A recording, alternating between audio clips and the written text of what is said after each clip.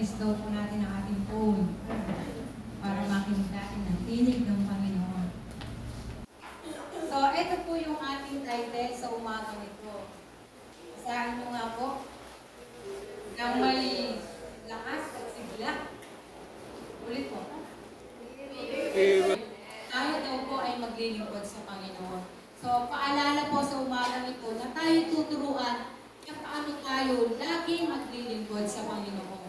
We will serve the Lord. At ang salita po ito ay nanggaling kay Josue. So, doon po tayo mag-aral sa teksto natin. Josue 24:15. Yung slide, nandiyan po yung title.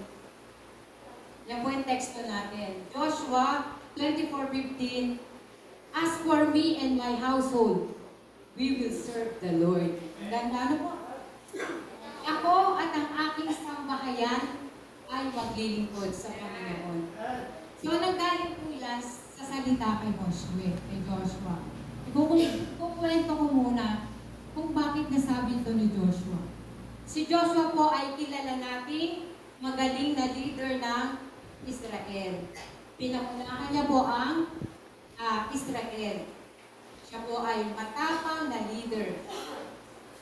Siya po, ito ay sinabi niya kasi ito yung last part na ng buhay niya. Malapit na siyang mag-retire. Malapit na siyang pumunta sa Panginoon. 110 years old siya ay namatay na. So bago siya namatay, ay itiniglara niya to sa Israelita.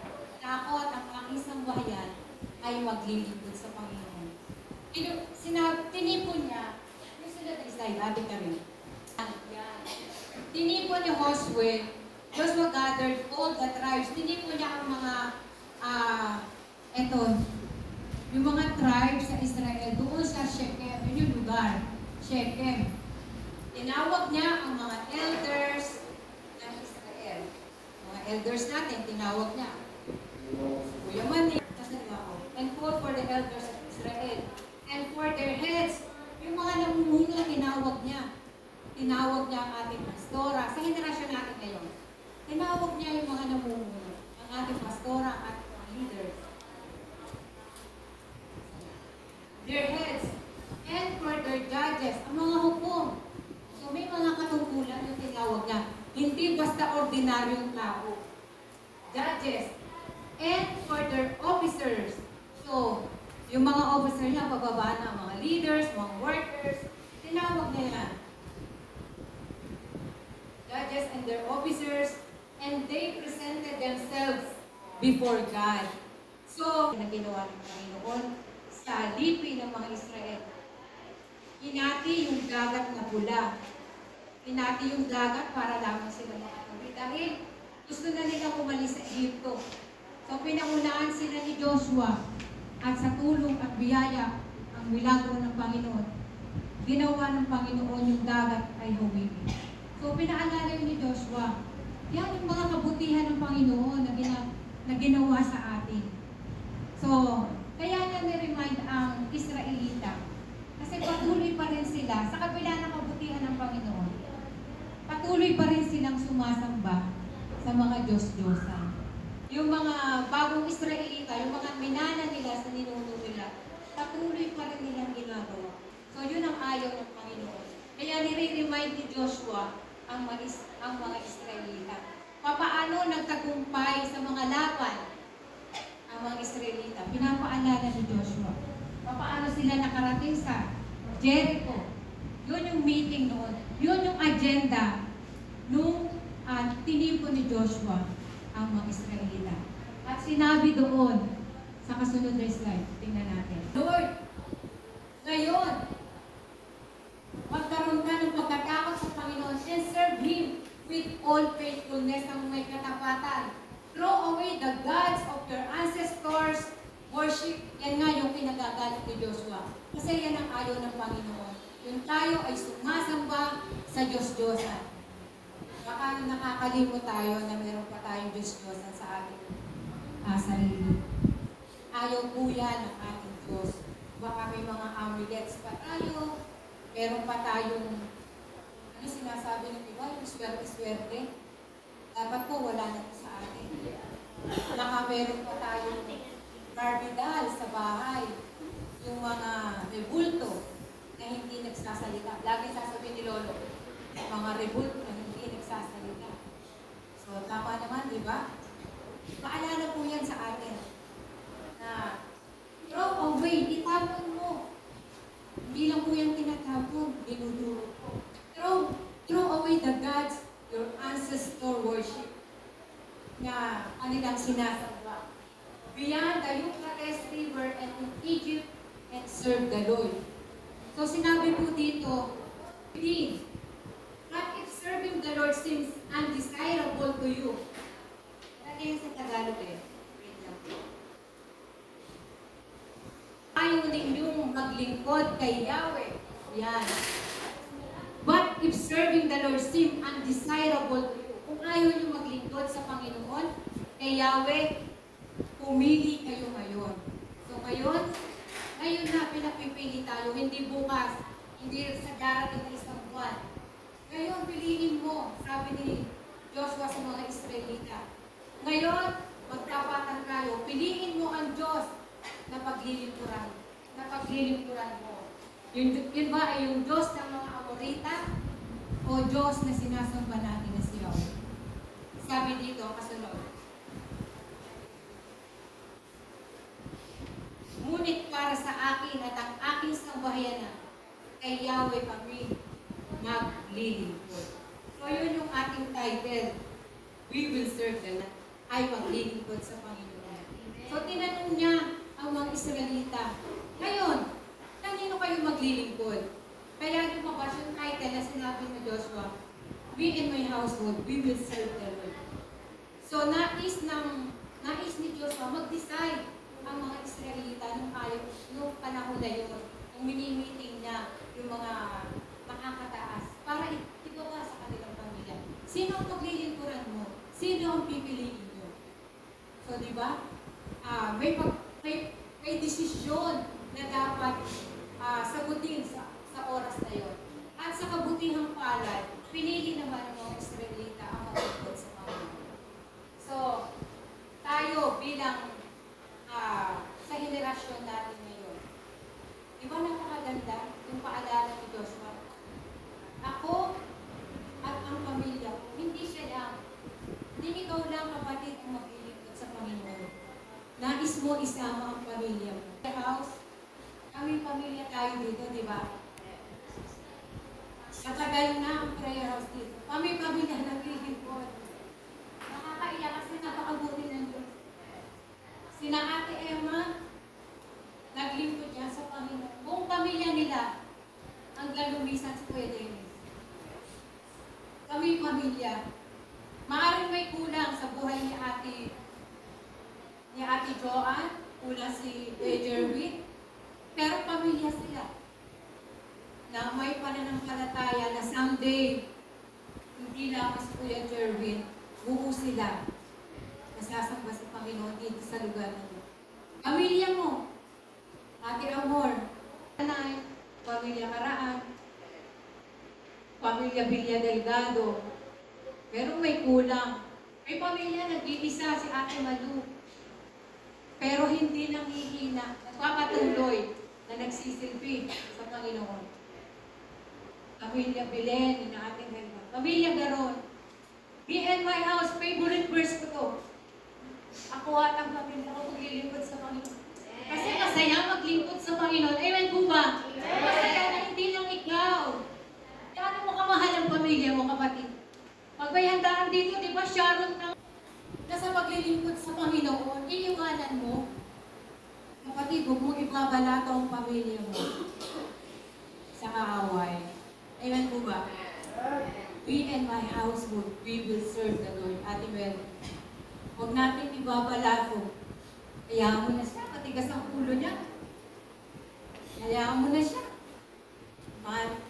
Alam na naman niya yung tama. Hindi po, habang may luhod kang iluluhod sa Panginoon, habang may kang idadaog para manalangin sa Panginoon, do it for God. Do it para sa pamilya mo. Pamilya Oriento. Alam niyo ba, bago pumanaw si Kuya Willie, pamilya sila naglilingkod sa Panginoon. Maaaring hindi active si Ate Edna. Pero praise God, ang pamilya ko may kasama na naglilingkod sa Panginoon. Nakikita ko ng Panginoon yung paglilingkod na ginagawa natin. Hindi mo nasasayang. At salamat sa Panginoon. May kapatiran tayo ngayong nalulungkot tayo sa pagpanaw ng miyembro ng pamilya. Di ba pag may nawala, nalulungkot tayo? Sobrang lungkot. Lalo na kung ito'y pagpanaw.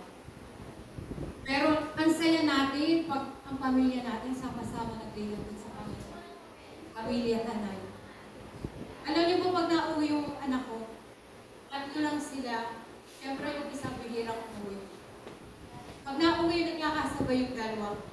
Hindi pa kami nag-uusap. Ang saya-saya ko na. So, ganun din ang Panginoon. Pag nakikita niya yung mga anak niya, nagpapatuloy sa Panginoon.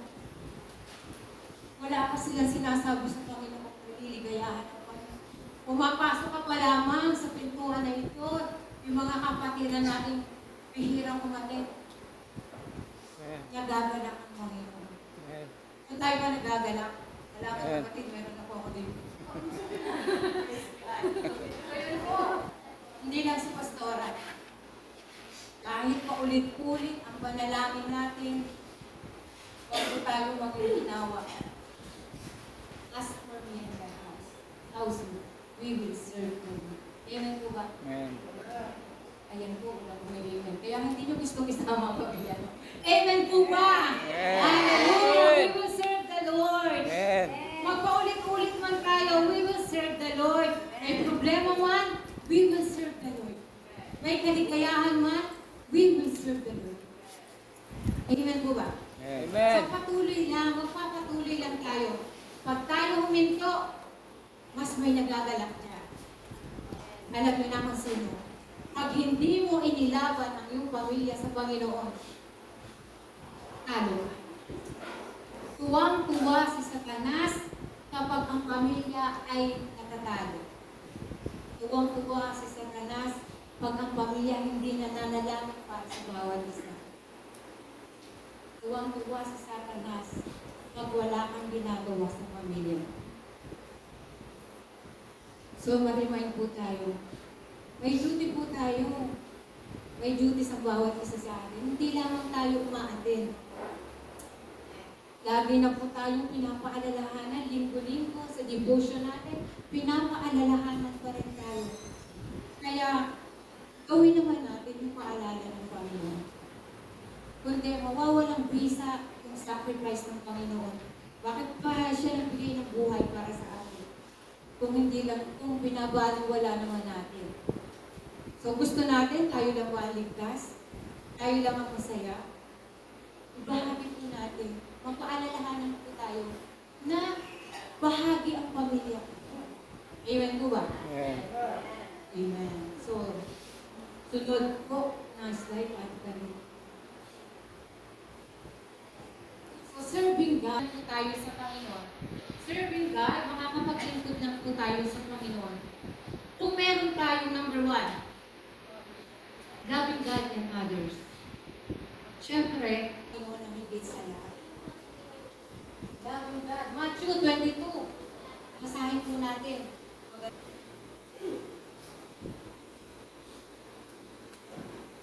Verse 37. Tagalog po. Sumagot si Jesus. Yan. Loving God. Ibigin mo ang Panginoon mong Diyos ng buong puso. So, buong puso. 100%. Pwede ba yun? Yun po ang nire-required. Hindi po ako may sabi noon. Sabi po sa verse 37. Ng buong puso. 100%. Kasi mahirap umibig sa Panginoon kung nalalambot ka, walang 100%. Ayun po ba? So, ibigin daw natin ang Panginoon ng buong puso. Bakit buong puso? Kasi ito ang sentro ng ating buhay, yung ating puso. So, ibigin po natin yung ating Panginoon ng buong puso, buong kaluluwa, at buong pag-iisip mo. Ito ang pinakamahalaga mong Diyos. So, sa paglilingkod po ay dapat samahan natin ng pag-ibig. May ibig mo ba ang kapwa mo? May ibig mo ba ang Panginoon na hindi mo kaya ibigin ng kapwa mo? Ate Mel, kaya mo bang ibigin ng Panginoon? Pero yung kapwa mo, hindi mo maibig. So, hindi. May tampo ka, hindi mo maibig ang Panginoon. Kasi may naghahari sa'yo, may tampo ka. May galit ka sa kapatid mo. So, hindi mo yung gawa ng Panginoon. Ang gawa po ng Panginoon sa atin, may pawang kabutihan. So, kung hindi mo maibig, ang hindi ka ibig-ibig ng kapatiran, paayos po tayo ng ating puso sa Panginoon. Kung nagagalit ka pa rin, pag naiba ang timpla, yung nagiging mood swing, kung hindi 100%. Amen. Verse 39, ito naman ang pangalawa, ibigin mo ang iyong kapwa, gaya ng pag-ibig mo sa iyong sarili. Yun nga po, kung hindi mo kayang ibigin ng Panginoon, ang kapwa, hindi mo kayang ibigin ng Panginoon.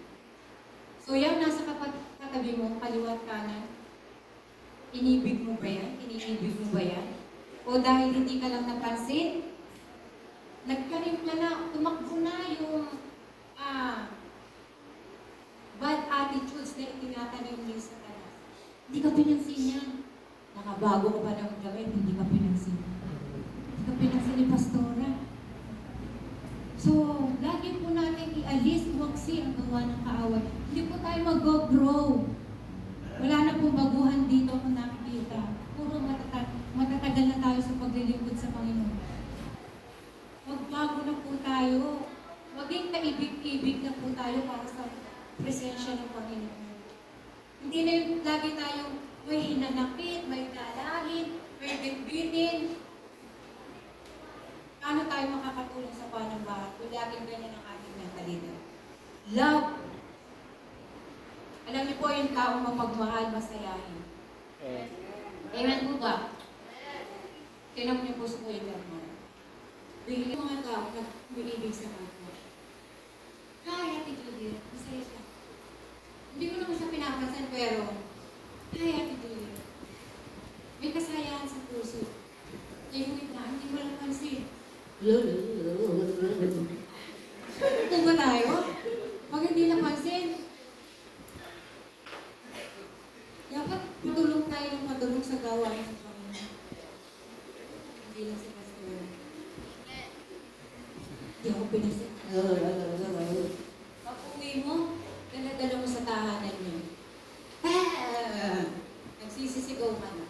Galit ka na. So, ibigin po natin ang ating kapwa. Ibigin natin ang Panginoon. Nasaktan man tayo, ano man ang ginawa sa atin, ibigin natin. Hindi lang ang pamilya natin ang ating iibigin. Amen po ba? Yung mga hindi nagpautang sa atin, ibigin natin. Yun, taglit na. Number 2. Serving God is recognizing God's Lordship. Matindi po ito. Recognizing pagkilala. Matindi po ito, Lordship. Ang sinasamba natin ay Panginoon ng mga Panginoon. Tatawag-tawag ka, Lord, Lord. Pero Lord nga ba siya ng buhay mo? Recognize. Diyos ng mga Diyos. Ibig po sabihin nun, yung may autoridad sa buhay natin. Hindi ka naman basta sumibol sa buhay natin. Nilikha ka ng Panginoon. Walang ibang may gawa sa atin kundi ang Panginoon. Amen. So yung siya yung nasa authority. Pero bakit tila bagang tayong mga magtatrabaho? Nagtrabaho din naman ako. Parang Lord natin, yung boss natin. Pag nasa office tayo, Angge, nagawa mo na ba to? Yes, boss. Yes, boss. Parang natatakot ka pa. Pero pag sa panambahan, binigyan ka ng assignment ng ating pastora. Kapatid, gawin mo to ha. Kasi kailangan natin yun. May sagot ba tayong, yes, pastora, nanginginig pa. Meron ba tayong ganun? Attitude? Si Kuya John Mar na nga tayo. Hallelujah. Hallelujah. Magpatuloy po tayo na nababago ang ating buhay. Ate Juliet, ikaw muna magtuturo ngayong Sunday. Ang tuturo ko po ay masaya. Ay masayang tunay. Ulit nagkaroon tayo ng kapatira na may namatay. So, ang hirap mag-adjust, nagpalit ka na itutupo. Nag-LBM ka pa na 2 araw. Pero natuturuan tayo na sumunod, hindi lang sa Abba Father natin tayo nasunod, hindi lang sa anak ko, hindi lang sa asawa ko. Pagsunod ay pampakasakop. Kapatid, tandaan naman po natin yung mga tinuturo sa atin dito sa Panama. Yung daily devotion, yung tandaan naman po natin. Sabay-sabay naman po tayo mag-grow. Kalimutan na natin yung talagang pasaway naman tayo pag-mesa. Kalimutan na rin natin yung kahapon na mahina talaga tayo. Pero lagi natin tandaan, andyan ang Panginoon na handa tayong labuhin. Kung tayo pagbago ng pagbago, labi siguro natin makikita yung mukha ng pastora natin na kaniti. Sabi ni Kuya Santi, si pastora, bihira ng umiti. Kasi ano ba, pressure. Hallelujah. So, magsama-sama tayo. Ang dami natin eh. Kaya natin yan.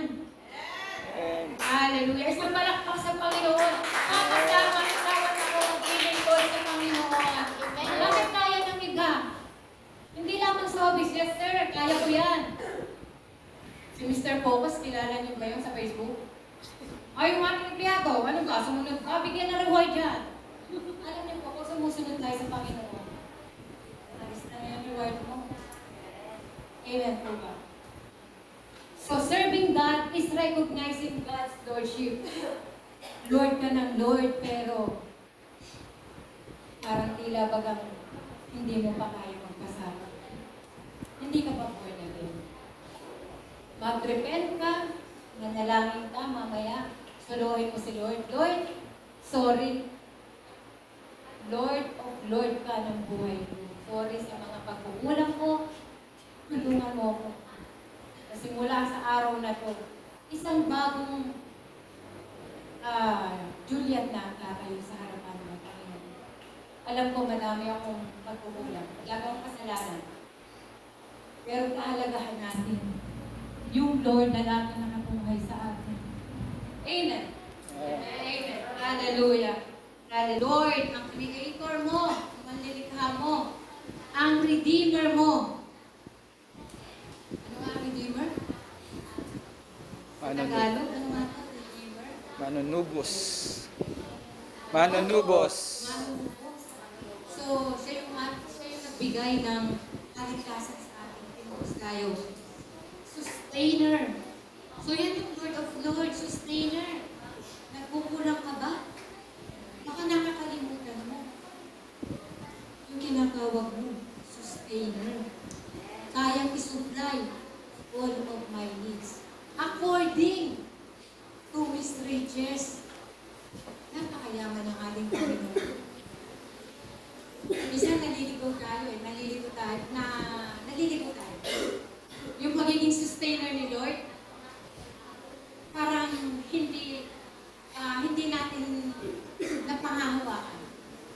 Lord, sustainer naman pala natin. Ito yung ating logo, yung ating pangalan ng church. Christ is enough.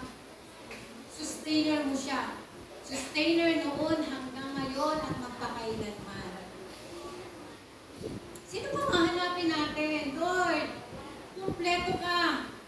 Pagiging anak mo, kung mag-aasawa pa lang kayo, creator ng magiging boyfriend ko, magiging soon-to-be asawa ko. Creator ng trabaho na kakasukan ko. Creator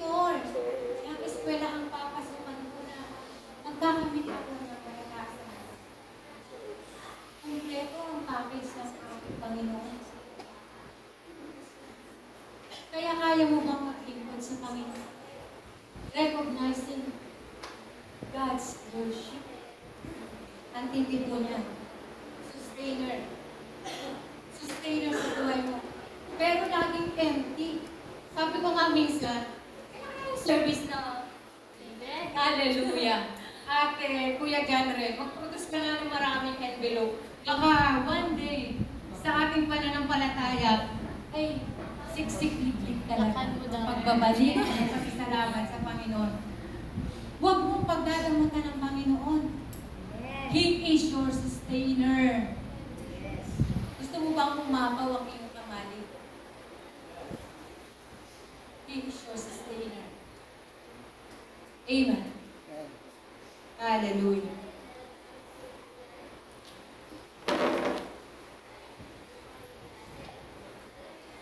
Hallelujah. Pagkilala sa Panginoon. Kailan ka natin siya makikilala?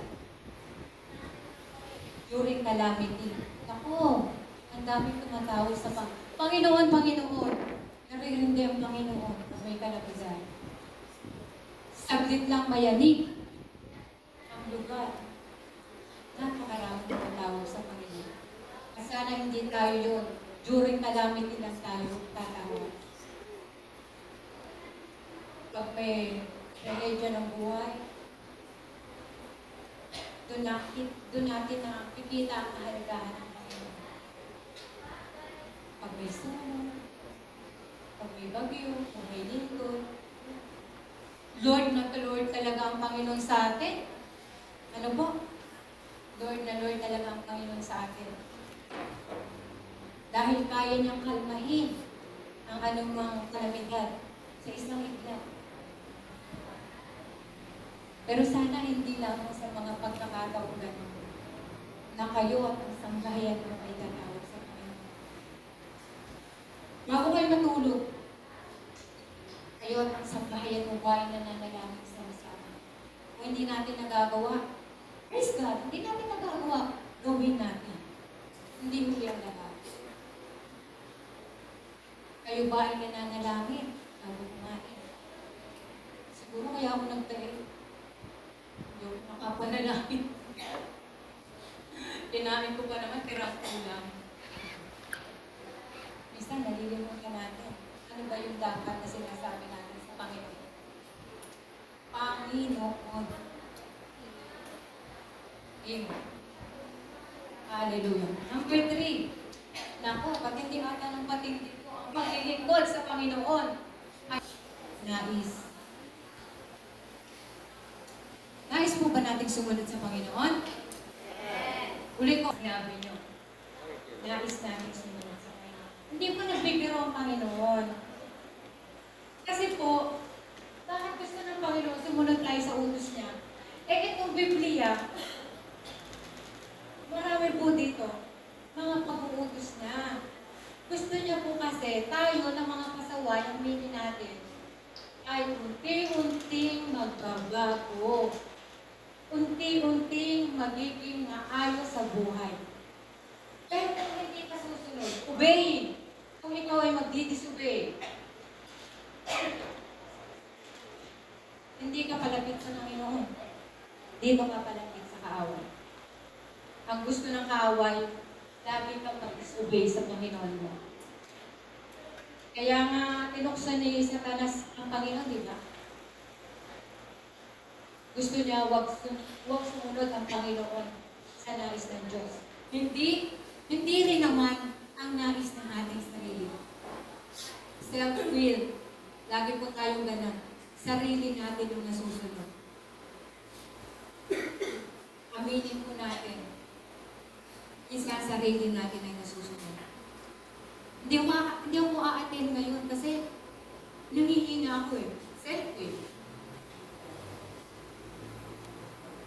Hindi ko sasagutin yung text ni kapatiran. Waiting nga tanong. Pero alam mo ang sagot. Self-will. Hindi ako papasok ngayon. May exam kayo. Tinatamad ka. Self-will. Pinag-aaral ka ng magulang mo. Pero sinusunod mo sa sarili mo. Hindi ako magkakaloob ngayon na kapag-ibig. Isang linggo na pong napumapasok ang ating mga kabataan. So, train po natin, train up the child the way we should. Para paglaki niya, hindi na siya tuturuan pa na mag-praise tayo, mag-operate. Hindi ako magkakaloob ngayon kasi naka-reserve na to. Naka-reserve na to sa mga priority. Eh, paano naman yung sabi mo sa number 2? Paano naman yung para kay Lord?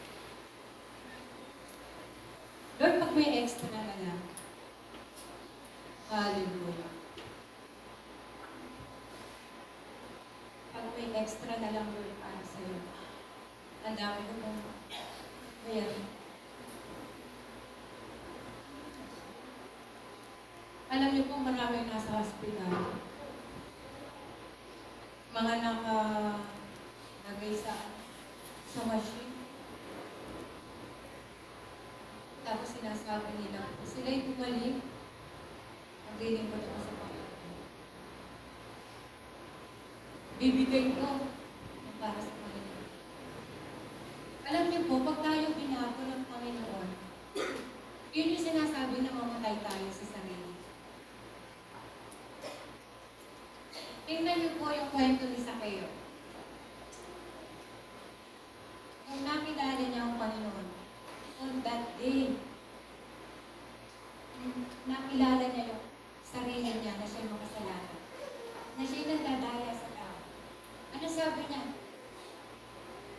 Panginoong Jesus, ibabalik ko ng makaapat na beses ko yung mga nangamali ako. Ng makaapat na beses, yung mga ginagawa kong nagdadaya sa tao. So, kung na-encounter mo talaga ang Panginoon, nawawala na yung mga reservation natin. Kaya na naman, nagpapatama na naman ang mga nagtutubo sa unahan. Hindi po. Kung hindi po natin ikukorek ang buhay natin, paano tayo mag-grow sa Panginoon? Paano tayo makakalaya sa deception ng kaaway? Bandages po yan. Alam niyo po, wala na akong trabaho. Si Kuya Santi, bihira na lang siya mag-tricycle kasi ayaw niya. But my God shall supply our needs. Hindi niya po kami pinagkukulang. Hallelujah! Dahil sumusunod po kami sa nais ng Panginoon. Mahirap minsan. Mahirap patuwid ng Panginoon. Ngunit ang paglakad sa paraanan ng Panginoon ay magbibigay sa iyo ng kaginhawaan ng buhay. Na-enjoy po namin yung buhay. Sabi ko, Panginoon, kailan ba ako mag-resign? Gusto ko na mag-resign nung nasa trabaho pa ako. Gusto ko po magkasama na kami ni Kuya Santi, magtatrabaho. Yung pala, ito yun. Nagtatrabaho kami sa gawa. Hallelujah.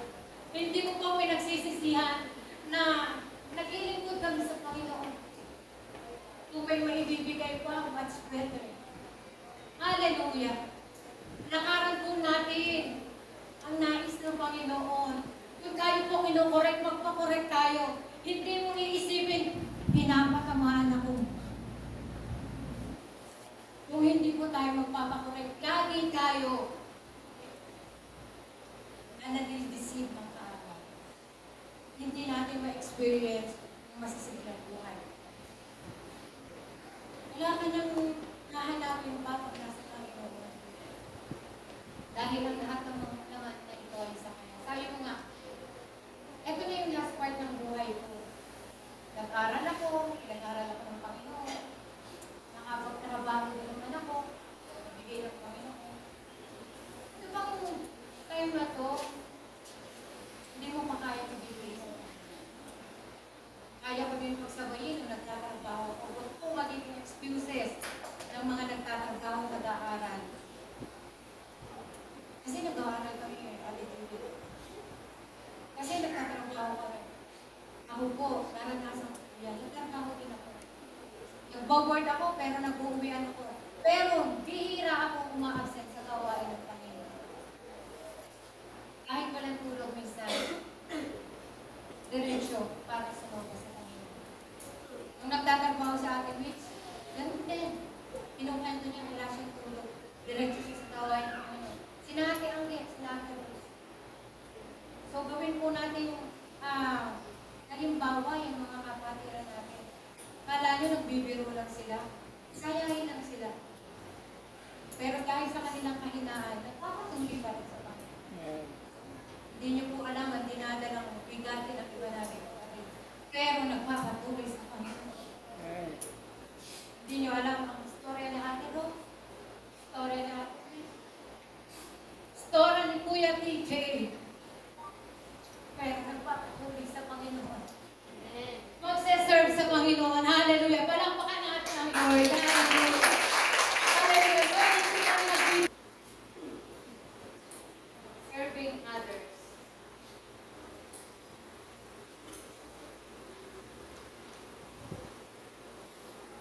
Serving God is serving others.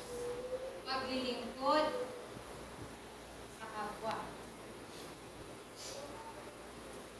Serving others. Those in need. Nakakaabot ba yung Panginoon sa pangangailangan ng iba? Huwag lang puro pamilya. Nakakaabot ba yan? Pag nagbasa ka sa GC namin, minsan, okay ka. Kasabi ng ating chairman ng PIR, pag nagbigay na po kayo, lagay natin down. So, meron po kami GC sa leadership na pag may pangangailangan, pinapangunahan po ni Ate Joy. O, ito, nagbigay. Kahit pinapangunahan niya, so talaga pamumunan. Nagbigay na siya sa mga tao. Nakakatuwa po. Hindi po yun pagpapayabang, pagpapakita po yun. Kahit sa ibang kaparaan, through GCash, kaya mo umabot. Mga may GCash ka, ano ba yung ginagamit? Pwede po natin papapunta sa kapatid. Those in need. Now, pagtulong sa kapatiran. This can include act of kindness. So, nakikita mo yung kabutihan, compassion, generosity. Ito na naman si generosity. Bakit ba si generosity? Laging sumisingit-singit. Na-allergy nga yung iba niya. Dahil si Lord Jesus ay generous na. Yun ang buhay niya, pinagkaloob niya. Kaya di ba natanong ko nung isa nagturo ako, kaya ba ni Ate Amor ibigay si Ate Chay? Kaya ba na i-offer tulad ni Moises, in-offer si Isaac? So siguro sa kapanahon na natin yun, hindi natin kaya. Kaya unti-unti matuto tayo umabot. At pag sanay na tayo umabot, generous ka na talaga. Hindi ka nasasabihan. Ate Joanne, huwag mo na akong i-remind. Nabigay ko na. Nabigay na ni Ate ang iyang tulong niya. Nabigay mo na ba? So, ganun. Hindi na tayo dapat sabihan. Pastora, nabigay ko na ang para kay Lord. Amen. Kaya magbibigay tayo. Kasama talaga sa pagtuturo ang pagbibigay. Kaya, ako, nagturo dito. Lagi kong kasama ang bibigay. Kasi, magbabalik lang naman natin ito. Bukang natin kayo. Wala tayo kayo. Hindi naman titignan ni Lord magkano yung binigay mo. Titignan ni Lord nasa puso. Amen po ba? Amen. Nasa puso. Amen. Ano kasabihan ng mga mananagat? Mas maganda daw ang magbibigay kaysa tumatanggap. Bakit? Yung iba kasi, ang mentalidad doon, parang gusto mo tayo, bumabili. At naman po tayo, huwag kayong mag-alala, mamatay tayo lahat habang hindi pa natin yung rapture. So, Yung mentalidad na mas maganda daw ang magbigay. Ayan, wala na po namin dito, praise God. Mas maganda ang magbibigay kaysa bibigyan. So, ang sikreto nga daw po ng blessing ay giving. Sinauna na po yan. Pero hindi yan mawawala. The secret of blessing is giving. Kaya huwag lang po magpasko. Lord, sa Pasko na. Times, ano pa, ilang times na gusto. Ang gusto ng Panginoon ay magbigay ka ng ayon sa iyong puso. Hindi na pipilitan. So, abutin mo yung mga nangangailangan. Mamaya po, may second offering. Pinaalala ko na, Pastora. May second offering tayo. So, umabot po tayo. At malaking tulong po yung ating Biblia. Amen. Amen. Amen. Hallelujah. Nasa na po ako. So, ito po, cheerful and willing heart. Dapat, ganun ang ating pagpiling po. Hindi po masama ang loob. Number 5. 5. Naku, matagapos na agad ako. Gusto ko lang. Serving wholeheartedly. Hallelujah. Serving wholeheartedly. Lord, ba't naman matatapos na agad ako? Di napipilitan. Maglilingkod ako ng hindi napipilitan. Yung ating pananalangin, sana po hindi tayo napipilitan. Kasi 5 a.m. po kami nananalangin doon. Ano bang maglilingkod natin? Naway hindi tayo napipilitan. Kasi walang say-say yung ginagawa mo. Nasusunog lang yan. Yun yung lagi sinasabi ng ating pastora. Ano mang bagay na ginagawa mo at ito ay hindi bukal sa loob mo, napipilitan ka lang. Tutulong ka, pero hindi mo na sa loob. Kaya lang. Hindi nakaabot sa ating Panginoon. Serving wholeheartedly. Dahil, bakit kailangan? Privilege po ang makatulong. Privilege po ang makatulong. Dahil ang ikaw walang kakayanan, ayaw ko mapalad ka. Pero yung mga nasa banig ng karamdaman, yung mga street children, yung mga walang kaisipan, yung nasa mental disorders, wala silang privilege. Wala silang kakayanan. Iba ang gusto nila. Pero ikaw, wow, may pribilehiyo kang makatulong. Wholeheartedly. May pribilehiyo kang umabot ng kapatiran. Kumpleto ang katawan mo. Pwede kang tumulong sa paraang ako na lang ang mag-aalaga ng anak mo dahil gusto ko maka-attend ka naman ng gawain na yun. Privilege ko. Diba pag tayo nasa SM o sa ibang department store, may mga privilege card tayo. May puntos, ibig sabihin. May puntos po ang ginagawa mong pagbutihan sa kanto. Naisip niyo ba yun na may puntos yung ginagawa natin? Akala nyo pag namimili lang kayo, may puntos. Pero sa ubasan ng Panginoon, ano nga ginagawa mo? Natapos sa iyong puso. Naku, pinakita tayo ng Panginoon. Swak na swak yung ginagawa mo yung kapatid sa Panginoon. Tumutulong ka sa gawain ng Panginoon. Puntos po yan. Lahat ng ginagawa natin dito, pagsusulit po natin. At yung pagtulong mo ng tao sa puso. Kitang-kita po yan. Amen. So sabi dito, serving wholeheartedly. Naglilingkod ng gusto. Serving So, hindi naman tayo limited lamang sa religious na sa ating pag-aaral.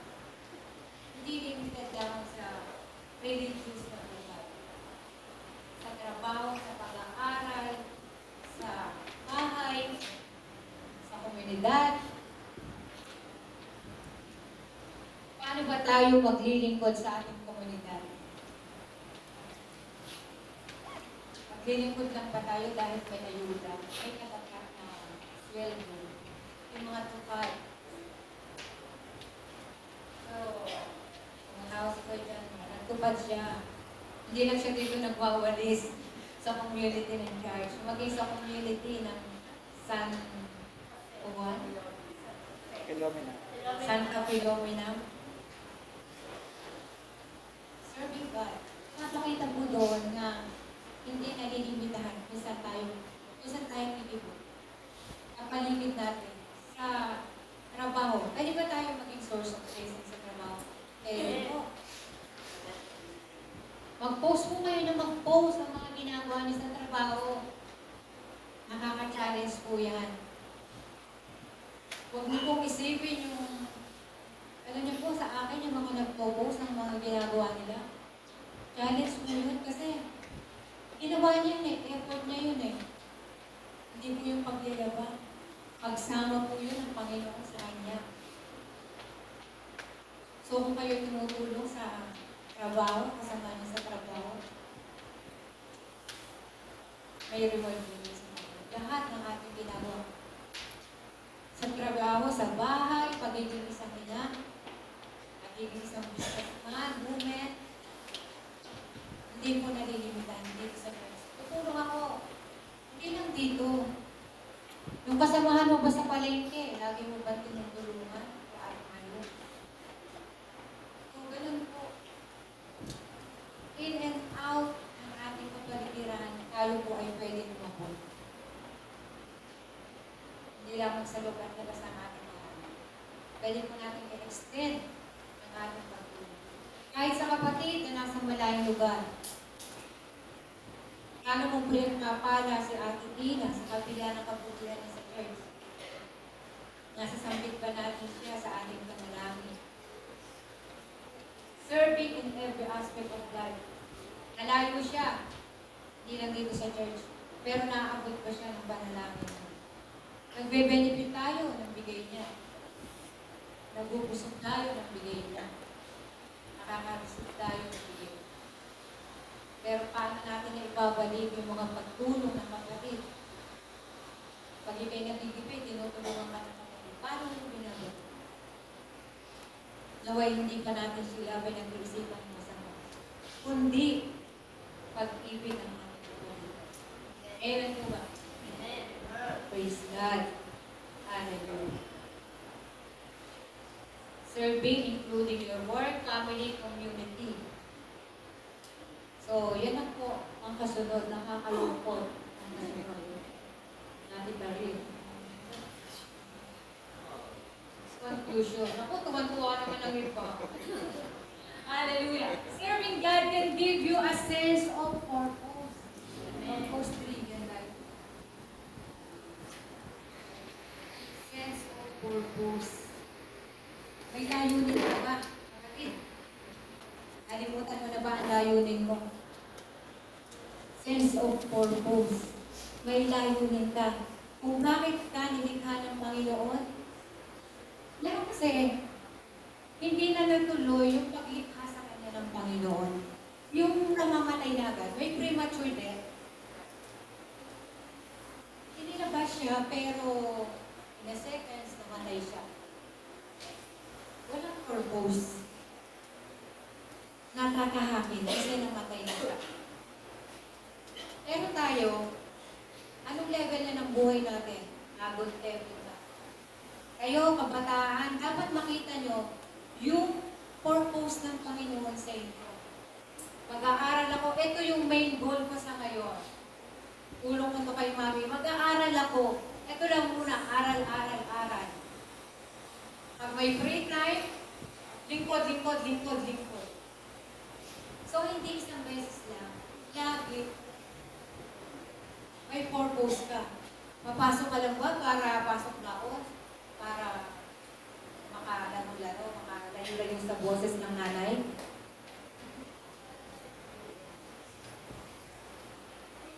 So, makatrabaho ka lang ba para nawa, may alam mo ang layunin ng Panginoon sa buhay mo. Kaya po may aklat na purpose-driven life. Pinag-aralan dati namin yan. Ganda po, no? Purpose-driven life. May layunin ng Panginoon sa iyo. Hindi ka na lang basta nilikha. Hindi ka lang, ano sabi ng iba? Tutok. Tutok sa buhok. Lumitaw na lang. So, napaka-special mo kapatid sa Panginoon. May halaga ka. Sabihin mo nga, may halaga ako. May halaga ako. So yan, may halaga tayo. May halaga ako. Kung makibalik sa Panginoon sa paglilingkod. Mahal ako. And meaning in life. May meaning, may kahulugan ang paglilingkod na to. Hindi lamang gusto kong maging leader, makilala, hindi. May meaning. Upang makita mo na ikaw ay nakakasunod. Mabuti ng Panginoon. Helping you to live with intention and direction. So, natutulungan ito na mabuhay ka na may intention at direksyon. So, tinuturuan tayo sa pagsunod sa Panginoon, sa paglilingkod, sa direksyon na gusto niya. Anak, dito ka pumunta sa kanan, huwag sa kaliwa. Matatrack ka pag sa kaliwa. So, maglilingkod tayo na sinusundan ng direksyon ng Panginoon. Yung compass ng Panginoon. Dito ka sa kanan, anak, magtatagumpay ka. Kahit magpaulit-ulit ka, mag-isod, tumayo, tinuturuan ka ng tamang direksyon. And last, it's better to serve God with your whole family. So, hindi lamang po si Joshua. Nawa, yun ang inyong maging goal. Yun ang maging goal natin. As for me and my household, we will serve the Lord. It's better, mabuti, mainam. Pinaka-mainam ang maglingkod sa Panginoon na kasama ang aking buong pamilya. Huwag mo namang ibalato yung tatay mo na iniiwan. Huwag mong ibalato na iniiwan mo ang kapatid mo. Ang inay mo. Sama-sama po tayo. Kahit wala siya dito, isama natin siya lagi sa panalangin. Huwag niyong ibabalato sa kaaway ang ating pamilya. Tigas ang ulo nila eh. Sila na yung nasusunod eh. Hindi. Tumayo ka sa pagiging ina. Kung kailangan ng paalalahanan sila. Kasi pa ka ng Lord. Do not be afraid, sabi ni Joshua. Take a good courage. Maging matapang ka. Kasama ka ng Panginoon.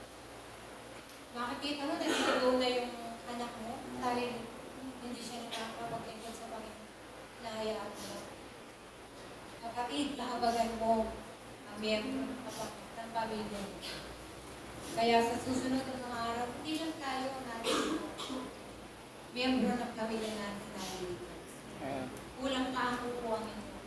Kung sama-sama tayo nananalangin sa atin. Ayan po. Because family is one of our great blessings. So wala nang hihigit pa na blessing sa ating buhay kung hindi kasama ang ating pamilya sa paglilingkod sa Panginoon.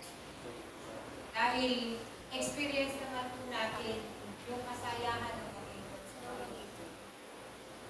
Diba? Pag tayo maawit pala tayo na nare-bless tayo, napagpapala tayo, anointed, naliligayahan na tayo. Di ba gusto din natin maranasan yun ng ating pamilya? Amen po ba? So, nanalangin natin na ikaw at ang pamilya mo ay maglilingkod sa Panginoon. No turning back. Hallelujah. Tayo po ay tumayo.